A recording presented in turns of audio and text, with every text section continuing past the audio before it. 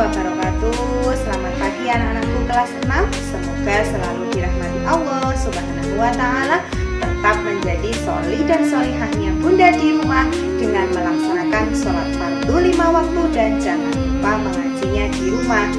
Baik, pada kesempatan kali ini anak-anakku kelas 6 silahkan belajar materi kisah keteladanan Nabi Muhammad SAW yang akan Bunda sampaikan melalui video berikut ini. Silahkan disimak anak-anakku.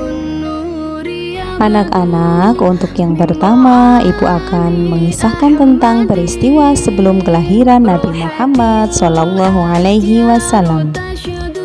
Pada tahun kelahiran Nabi Muhammad, penguasa negeri Habasyah yang bernama Abraha hendak menghancurkan Ka'bah dengan pasukan gajah.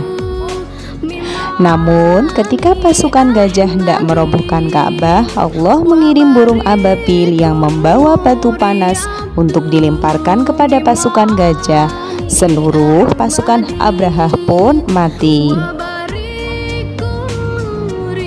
Maka dari itu, tahun kelahiran Nabi Muhammad SAW disebut dengan Tahun Gajah. Selanjutnya, anak-anakku silakan mempelajari tentang kelahiran Nabi Muhammad SAW. Nabi Muhammad lahir di kota Mekah pada hari Senin 12 Rabiul Awal. Ayahnya bernama Abdullah, sedang ibunya bernama Aminah. Nabi Muhammad, kakeknya bernama Abdul Muthalib dan pamannya bernama Abu Thalib. Seperti adat yang ada, Nabi Muhammad disusui oleh Halimah Sya'diyah. Selanjutnya, anak-anakku silakan mempelajari tentang masa kecil Nabi Muhammad SAW. Nah, seperti apa masa kecil Nabi Muhammad SAW? Tentunya anak-anakku sudah tidak sabar ya. Nabi Muhammad lahir dalam keadaan yatim. Ketika ibu Nabi Muhammad hamil, ayah Nabi Muhammad berdagang ke negeri Syam. Dalam perjalanan pulang, ayah Nabi Muhammad sakit dan akhirnya wafat di kota Yasrib.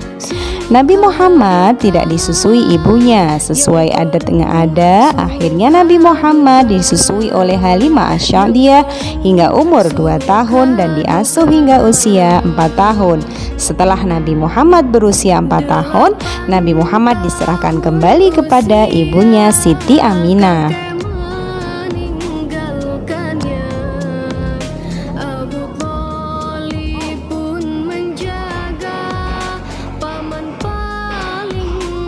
Pada usia 6 tahun, Nabi Muhammad diajak ibunya berziarah ke makam ayahnya di Yasrib. Dalam perjalanan pulang ke kota Mekah, ibunya sakit dan akhirnya wafat. Ibu Nabi Muhammad SAW dimakamkan di sebuah kota yang namanya Abwa. Sepeninggal ibunya, Nabi Muhammad diasuh kakeknya yang bernama Abdul Muthalib. Ketika Nabi Muhammad hampir berusia 8 tahun, kakeknya wafat. Kemudian Nabi Muhammad pun diasuh oleh pamannya yang bernama Abu Thalib. Beliau paman Nabi sangat menyayangi Nabi Muhammad SAW. Setelah itu kita akan belajar bersama masa pertumbuhan Nabi Muhammad SAW. Tentunya Nabi Muhammad tumbuh menjadi anak yang soleh, sopan dalam bersikap dan jujur dalam berbicara. Pada usia 12 tahun, Nabi Muhammad ikut pamannya berdagang ke negeri Syam. Ketika singgah di Bushra dan bertemu dengan pendeta Nasrani yang bernama Bukhairo, dia berpesan kepada Abu Thalib agar berhati-hati menjaga Nabi Muhammad SAW. Menurut Bukhairo, dalam diri Nabi Muhammad ada tanda kenabian. Kemudian Nabi Muhammad diangkat menjadi Rasul Allah pada usia 40 tahun.